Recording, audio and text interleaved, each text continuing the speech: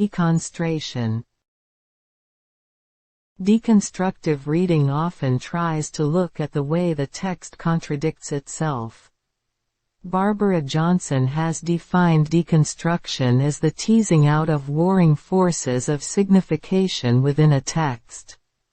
In a way, nobody deconstructs the text deconstructs itself because of its internal inconsistencies.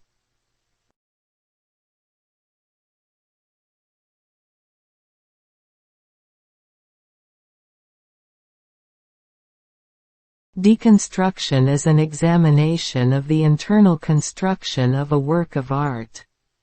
What it contains and how it has been arranged. Paul de Man says that deconstruction is an unmaking with a possibility of rebuilding.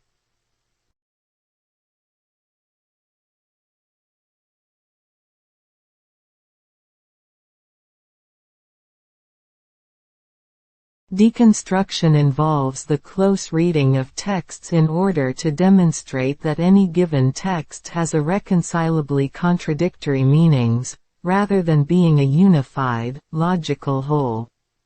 As J. Hillis Miller, the preeminent American deconstructionist, has explained in an essay entitled Stevens' Rock and Criticism as Cure 1976, deconstruction is not a dismantling of the structure of a text, but a demonstration that it has already dismantled itself. Its apparently solid ground is no rock but thin air.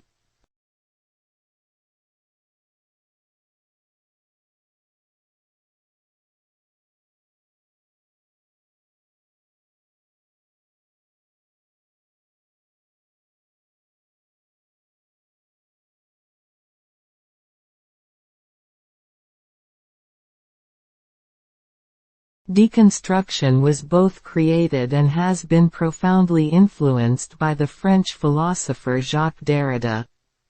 Derrida, who coined the term deconstruction, argues that in Western culture, people tend to think and express their thoughts in terms of binary oppositions: white-black, masculine-feminine, cause-effect, conscious-unconscious, presence-absence, speech-writing. Derrida suggests these oppositions are hierarchies in miniature, containing one term that Western culture views as positive or superior and another considered negative or inferior, even if only slightly so. Through deconstruction, Derrida aims to erase the boundary between binary oppositions, and to do so in such a way that the hierarchy implied by the oppositions is thrown into question.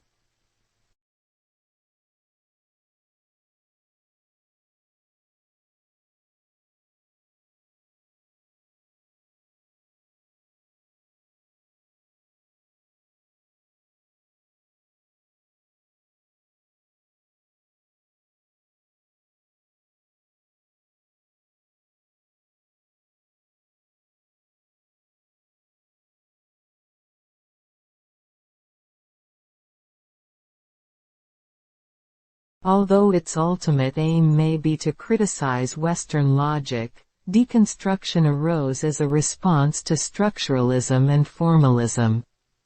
Structuralists believed that all elements of human culture, including literature, may be understood as parts of a system of signs. Derrida did not believe that structuralists could explain the laws governing human signification and thus provide the key to understanding the form and meaning of everything from an African village to Greek myth to a literary text. He also rejected the structuralist belief that texts have identifiable centers of meaning, a belief structuralists shared with formalists.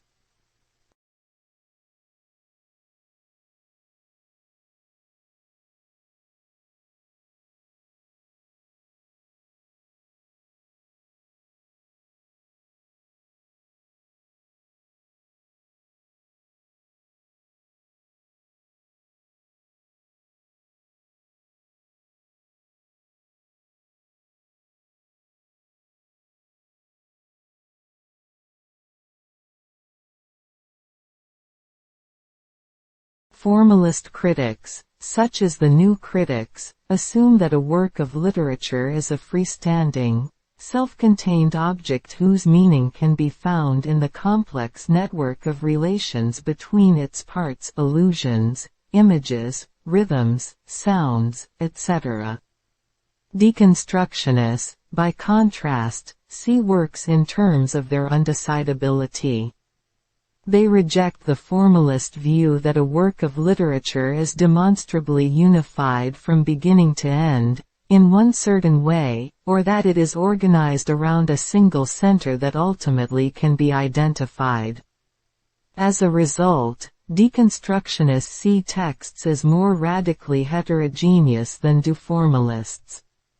Formalists ultimately make sense of the ambiguities they find in a given text, arguing that every ambiguity serves a definite, meaningful, and demonstrable literary function.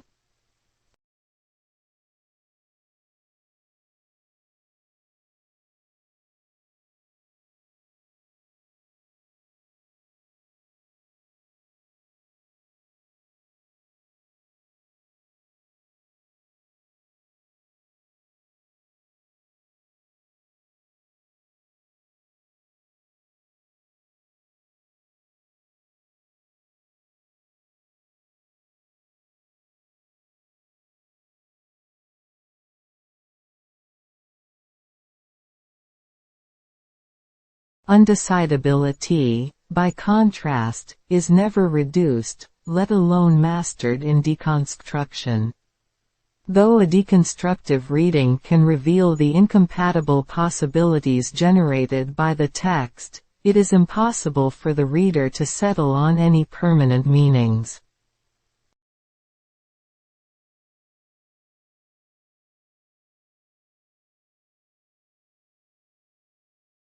Deconstruction is a poststructuralist theory, based largely but not exclusively on the writings of Derrida.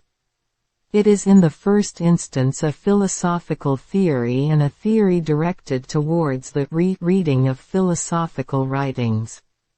Its impact on literature, mediated in North America largely through the influences of theorists at Yale University, is based on the fact that deconstruction sees all writing as a complex historical, cultural process rooted in the relations of texts to each other and in the institutions and conventions of writing, and 2 on the sophistication and intensity of its sense that human knowledge is not as controllable or as convincing as Western thought would have it, and that language operates in subtle and often contradictory ways, so that certainty will always elude us.